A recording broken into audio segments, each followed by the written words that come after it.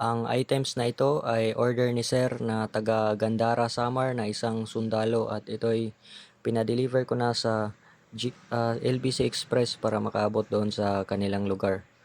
At salsagan alog, ginawa kong kwintas. Ang salsagan na ito, pag inaalog mo, ramdam mo yung malaking bilog sa loob. Yun yung bunga niya na tumigas, yung laman niya na tumigas. So, pag salsagan kasi, pag inaalog mo at pino yung laman, ay posibleng mga buhangin lang yun. So, ito salsagan. Kasi, ang salsagan ay mahirap yan pasukan ng malaking bilog sa loob dahil sobrang tigas ng mga balat nito. So, yun yung pagpili mo sa salsagan.